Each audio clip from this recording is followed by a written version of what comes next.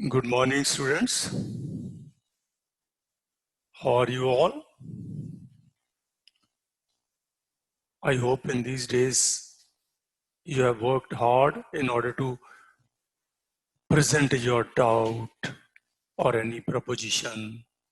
I'm happy that at home you are devoting much time over this study and you are studying very, very deeply and minutely.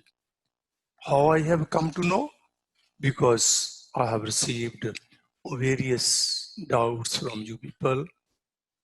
Now today also approximately 30 doubts, 30 propositions are there which we will discuss. I'm very happy that you are devoting much time at home. Hey students, now we are also going to cover this IPC, maybe in the next lecture. But in case there is a need of one more lecture, I will devote that lecture also. And you will also be at liberty in coming future to raise any question out of IPC, although we will be doing CRPC. Because we have started our journey from section 1 onward, and we are going to reach section 511.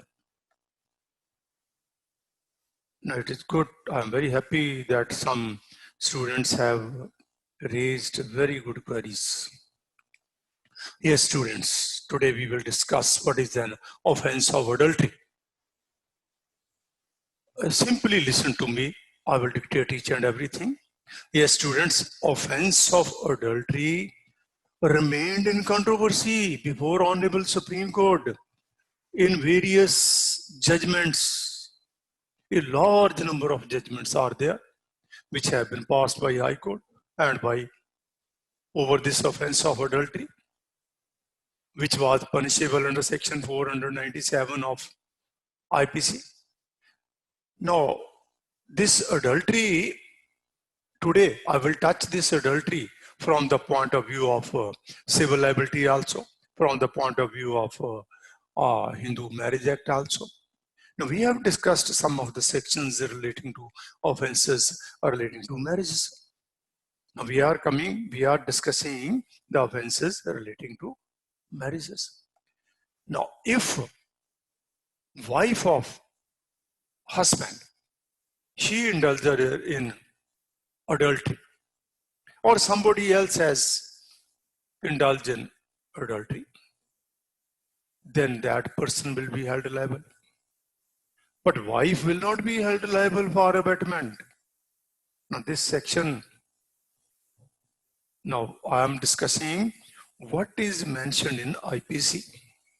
I will discuss authorities also, that whether now this offense is there or it has been deleted, it has been struck down. Yes, students, I will refer to one example. Simply listen to me so that in next I will dictate each and everything. Now, husband and wife were living together. This wife, she was induced by A to come to a hotel, and she went there, and A had sex with this wife. Now here we will say this A has committed offense of adultery, and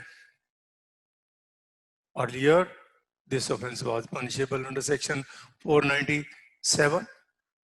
Now let me give one more example here. Now here wife will not be liable. Wife is not liable for abetment. Now this, for example, husband, he was having sex with this girl who was unmarried. Now, this husband will not be liable for any offense, for offense of adultery. Because, moreover, this girl will also not be liable for offense of adultery. Now the question arises whether at present offense of adultery is there in IPC. Yes, students, I will discuss with you two very important authorities.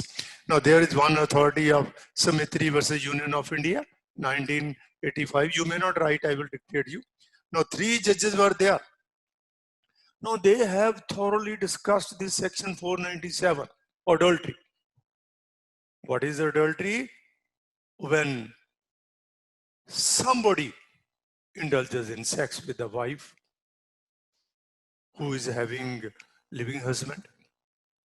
Now, in such a situation, that wife used to be punished, that third person used to be punished under section 497. Now, Honorable Supreme Court in full bench has laid down that this section is very much constitutional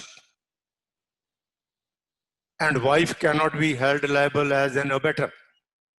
Only third person who has interfered with the marriage of husband and wife, with the matrimonial relations, now he is liable.